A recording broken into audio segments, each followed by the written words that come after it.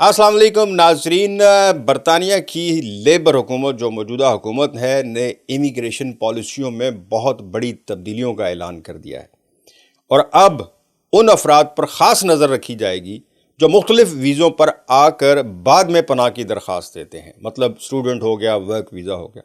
अच्छा, इसमें सबसे बड़ी बात यह है कि ख़ास तौर पर पाकिस्तान, नाइजीरिया और श्रीलंका जैसे ममालिक के शहरियों को इस कानून का सामना करना पड़ेगा। यानी नाम लेकर 3 मुल्कों के लोग जो हैं उनको उनकी वजह से आप कह लें कि शायद इस कानून को बनाया जा रहा है, चूँकि बहुत ज़्यादा दरख्वास्तें जो हैं वो यहाँ से ज़्यादा दी जाती हैं।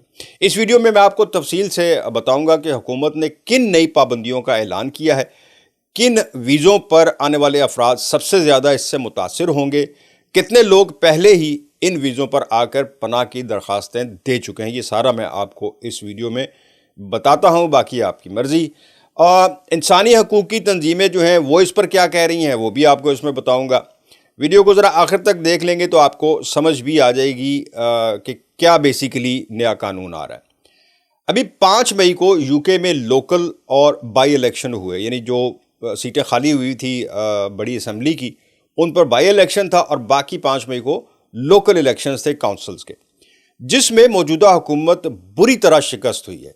और इसकी वजह माहिरीन के मुताबिक मौजूदा हुकूमत का इमिग्रेशन सिस्टम में बेहतरी ना लाने का कदम है, जो कि इन पर सबसे बड़ा प्रेशर था।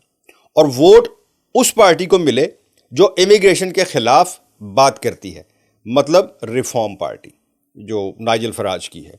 और इस बात का गुस्सा जो है अब हुकूमत इमिग्रेशन सिस्टम में सख्तियां करके उतारेगी। यानी ऑब्वियसली वो देखेगी कि उनकी हार जो है, पॉपुलैरिटी गिर रही है, तो किस वजह से गिर रही है, अब ज़ाहिर है फिर उसमें वो शुरू हो जाएंगे। लिहाजा बरतानिया की हुकूमत ने इमिग्रेशन सिस्टम में इस्लाहात के तहत नई पॉलिसियों का ऐलान कर दिया है, जिनका मकसद इन अफराद की तादाद को महदूद करना है जो कानूनी वीज़ों पर बरतानिया आते हैं और बाद में पनाह की दरख्वास्तें जमा कराते हैं। ये इकदाम ख़ास तौर पर उन ममालिक के शहरियों के लिए है जहाँ से अक्सर ऐसे अफराद आते हैं। जैसे मैंने कहा कि ज़्यादातर दरख्वास्तें जो हैं वो जिन मुल्कों से आती हैं उनमें पाकिस्तान, नाइजीरिया और श्रीलंका शामिल हैं। हुकूमती जो फिगर्स हैं उनके मुताबिक 2024 में बरतानिया में पनाह की मजमूई दरख्वास्तों की तादाद 1,08,000 से ज़्यादा थी, जिनमें से तकरीबन 40,000 दरख्वास्तें उन अफराद की हैं जो पहले से स्टूडेंट, वर्क या विजिट वीज़े पर बरतानिया में मौजूद थे। इन अदाद शुमार को हुकूमत को ये खदशा लाहक हो गया कि लोग वीज़ा सिस्टम का गलत इस्तेमाल करते हैं। यानी आते किसी और वीज़े पे हैं, जब मैंने पहले कहा कि वो एक्सपायर होने वाला होता है तो असाइलम की दरख्वास्त दे दी। पहले कानूनी तरीके से मुल्क में दाखिल हुए और बाद में पनाह की दरख्वास्त देकर मुस्तकिल रिहाइश हासिल करने की कोशिश करते हैं। इन खदशात के तहत हुकूमत ने वीज़ा स्क्रीनिंग के अमल को मज़ीद सख्त करने का फ़ैसला किया है।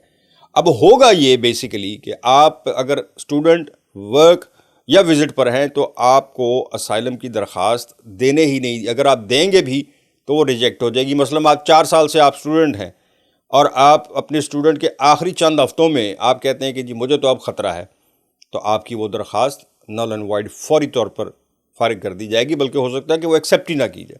पहले ये होता था कि असाइलम आप दे देते तो कोई भी दे देता, आज भी शायद कोई भी दे सकता है, लेकिन वो बाद में फ़ैसला होता है कि ये सही है या गलत है।